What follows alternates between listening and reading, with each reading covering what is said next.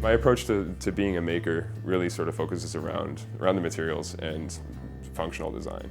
My name is Chris Chican. We're in my studio here in Toronto, where I make handmade coffee brewing equipment.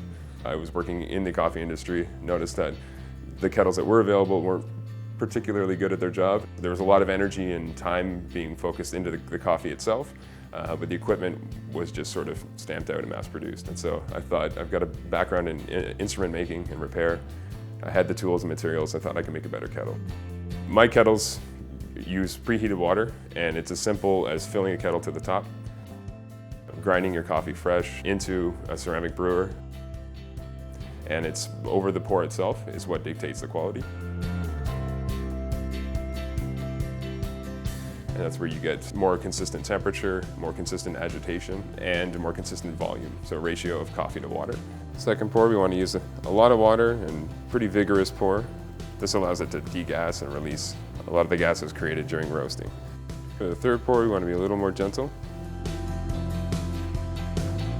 My kettles are very geared and focused towards brewing coffee one cup at a time. For my standard kettles, it starts off cutting and prepping each individual piece of the kettle, and then from there it's assembly and then finishing, sort of final cleaning, prep, and then go.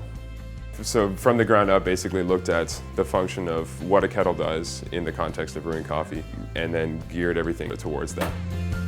Copper, as you know, is very, very thermodynamic, so it's great in high heat applications and any sort of heat transfer application. Functionally, it's the best metal for preserving the temperature of the water throughout the brew, which is that's what we're looking for to get more consistency and a better cup of coffee. I like to choose classic, somewhat timeless materials. So along with the copper, we have the leather and the wood, which built to last. They're going to be around long after most other kettles. As a designer, I really, really like timeless, classic Scandinavian design, where function really defines the form. So in the case of these kettles, it was the volume needed to exist in a small enough space to hold without a handle. So of course, a circle is the easiest way to do that. And so drawing off the geometric shapes of a cylinder and circles, I sort of went from there. Handmade products tend to last longer, higher quality, you get more enjoyment out of the use, and there's more of a story behind it as well.